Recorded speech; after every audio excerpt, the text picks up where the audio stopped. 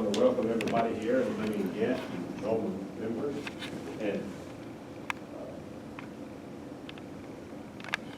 I think all of you have gotten the message from Wayne James, who was our vice president and longtime member and officer. WeCAN sent a flower arrangement to his wife Peggy, who was our past Secretary of Treasury, and so forth. And she sent a nice response back for it. And it was from WeCAN. We got to miss Wayne. He was our vice president, which brings up the issue of elections, so we'll need to be thinking about that coming June. All of you know that there is a election coming up on May the 4th. We are involved, WeCAN are involved in District 4. A few people live in District 5. We're involved in the mayor's race and also the at-large District 8. I put on the back table a list of the people who filed for the election.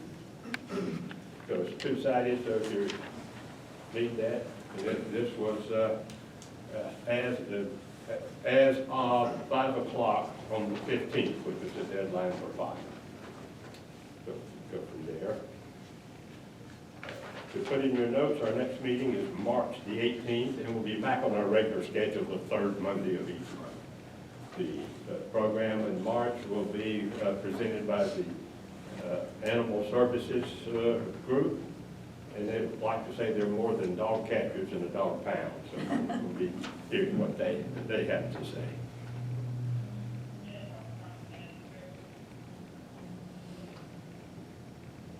Does anyone have any comments that they'd like to make? Any questions that they have? Engage code enforcement is always here. You have anything you want to cover with us? Not a whole lot. We are starting our annual pool inspections. Those bills went out, so we will be doing those inspections probably next week, and then the rest of the month probably until May.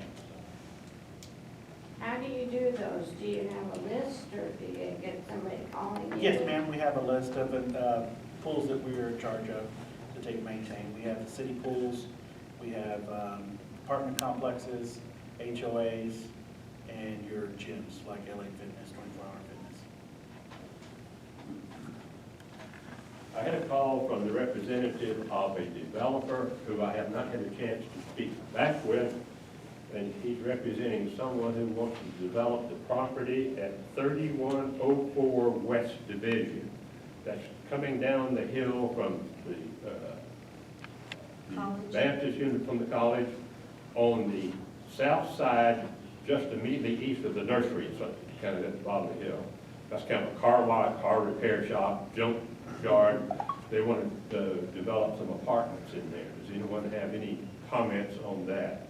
Because I have to talk with them, and I'll find out more information to see if there is something that really would fit into West Division, because we need development on West Division. Yeah, you're talking about as you come down the hill right there at the lower level? Yes. Is that on It's on the south the side. south side? Yes. And you know where that nursery is, fenced in? Yeah. It's just immediately east of That it. car lot or the? There's a kind of a car lot, car repair shop, and I don't know any of the details on it. I just had a call, one who talked to me about it. I would just say, just watch density on it, they tend to want That's the thing that I want to talk to him about. them. At 22 units, is the maximum on the outside of downtown and the entertainment district, so He said it I've had wasn't very, experience near me. his comments on my answering service said it wasn't very dense, but he and I have not had a chance to, we haven't matched times yet. That's so close to the railroad tracks too. Pretty close, yes. Yeah, it is. Mm-hmm. Yeah. We'll have to look at it, see what it is. We don't need any more, by week, by day units there, but we need, if it's something nice, I think we can support it, but I want to find out. I just want to be any heard anything or any knowledge of it. So, How many apartments? I don't know. I can't I can't answer that question because I haven't talked to him, but I'll try to get hold of him again tomorrow. his schedule and my schedule haven't matched. So I'll try to get hold of him tomorrow. He's out of Austin, so it's, catching him at his office is.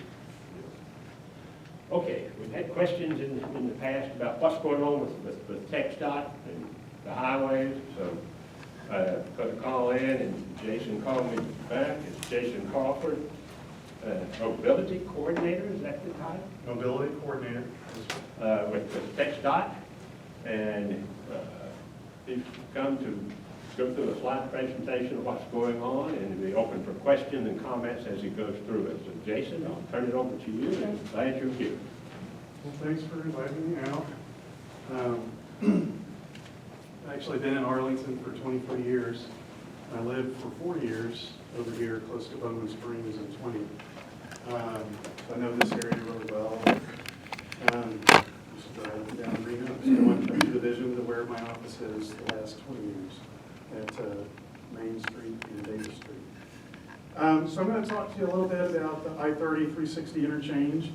Glenn asked me some other projects to go through, and I'll go through all those. I've got a slide of what I'm going to go through. But before I start,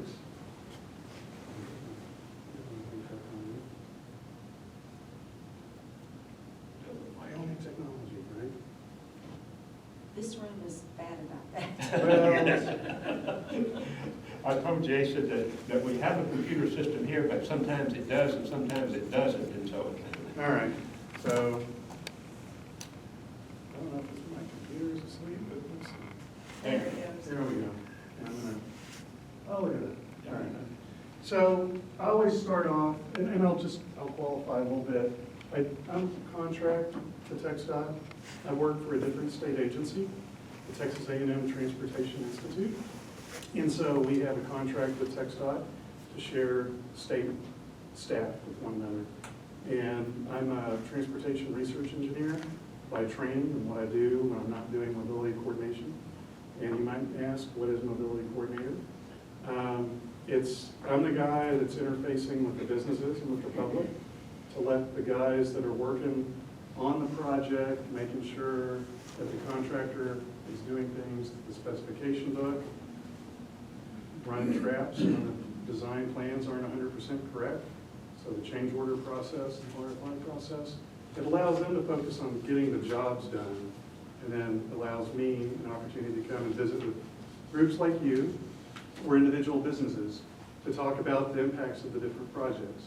And so I would start off with TxDOT's mission and their values about people. They value accountability, trust, and honesty.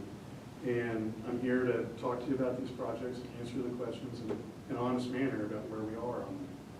I also like to start off with a safety moment. And although it's not icy, and 2 days ago when I had this in here, it was warm. So you would be looking at it going, winter weather. But these are just reminders. We are still in winter weather season. Freezes still happen for another month or so. But as a point, reduce your speed when the roads are icy.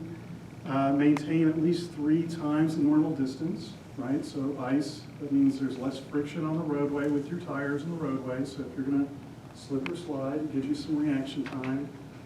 Watch carefully for the snow removal equipment, or if they're doing anything treating the road, stay back a little bit so you don't get any of the chemicals that they might be putting on the road, or the sand. Stay back. Use caution on bridges and ramps because those are the first ones to freeze. They don't have the earth underneath them to keep the road warm. They're just out there by themselves. That's why they freeze first. If you start to slide, ease off, and then this is the thing most people don't do. You steer in the direction of your skid, not opposite where you're trying to go in correction. So that's something really important. Always use judgment before traveling. So when it's really icy out there, it's like a lot of things. Just you take good caution, decide, do I really need to make that trip, or is it just safe to be here? Yes, sir? Is there anything to substitute that brine that they use so it doesn't cause rust on automobiles? Yeah, they don't really use a brine solution. It's a different, I want to say it's magnesium chloride, but I don't exactly know that that's what it is. I can always find out and answer for you. Is that a rust inhibitor? causes rust? I'm not sure, sir, if it's a rust inhibitor. I just know that it does a better performance job of keeping the precipitation on the roadway, Right. not in icy condition. But you don't know if it causes, It's less corrosive than salt. Right. well, that's a good. Didn't say it was better. Right. It's less. It wasn't, but that's what, it's less corrosive than the calcium chloride. All right. So I'm going to talk to you about the 3360 interchange. I'm going to follow that up and talk about the 360 widening here close by, 820 East Loop project. So if you've gone north of I-30, that's where that construction is. A little update about the Southeast Connector, which everyone in this room is probably interested about. And what's not up here, because I got the information between when I finished this afternoon and today, is an update on Division Street and on Collins Street. And I'll start with that because it's not here, so that way I don't forget about it. This summer, starting in May and going, I believe, until October, they're going to overlay Division Street from Fielder all the way to the county line. So it turns into Main Street over in Green Prairie.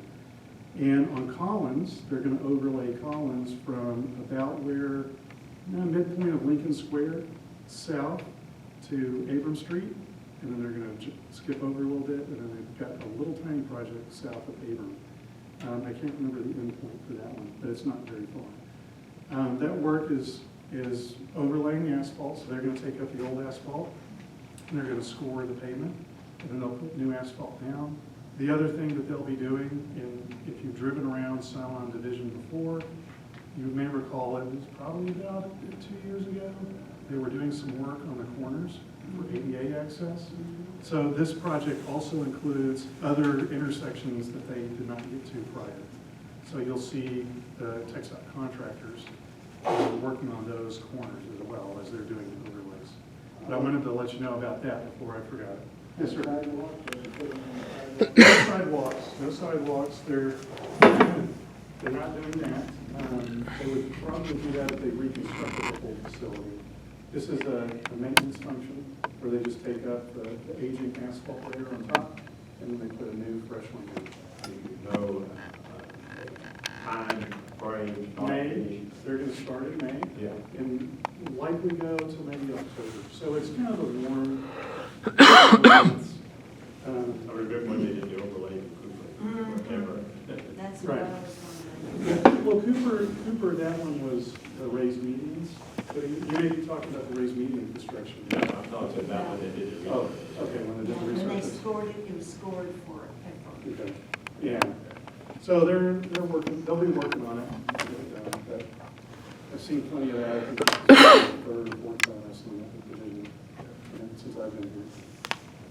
So I'm going to start off with the I-30 360 interchange. And I always like to start some projects where we were in the past and where we're trying to get to in the future. And so on the left-hand side is a picture there from 1954. And the picture on the right was 2 years ago. So you see the interchange hasn't changed much for what's around it. And to orient you, this is the DFW Turnpike, what we now call I-30. This was Watson Road, which is what is now 360. And this little bit right here, that's Six Flags. So that photo predates Six Flags. What's interesting is this is about where Ballpark is, and this is Collins back over here in the distance. So lots more traffic on the DFW Turnpike, now I-30, than when it was originally built, 360 the same way.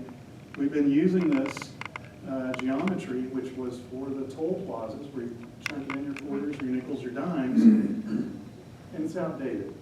Right? A lot of traffic going through there, a lot of delay. I can tell you that the city of Arlington has told me that this area is the highest crash location in the entire city. There was one today. The jackknife 18-wheel, okay? And by the photo, because I wasn't doing that, but my students were helping me out, and I saw it, it looked like the jackknife 18-wheel was about right here. I will tell you, this spiral curve right here is the one that's probably the most dangerous. People, when they're exiting, although we have advisory speed limit signs, People are not slowing down. It's a spiral instead of just a real curve. So as it tightens up, it kind of catches you off guard. And right in this corner is a metal beam guard fence. That gets hit routinely. We have to close the ramp down to go repair it, to make it safe again for people. We have added rumble strips and things on the ground as you go over them, to try to get drivers' attention to slow down. We've added more advisory signs. So we're trying to do what we can. This interchange, when fully built, will solve that problem because it will be a highway-to-highway connection, like you've seen out here with 287-20 or 35W and 20, a fully directional interchange where you don't have to stop and get on. So the project area is from about Ballpark in the west to Great Southwest Parkway to the east. It's from about Brown Boulevard to the north to just a little bit north of Randall Mill. We're reconstructing all of this part. What we're doing is reconstructing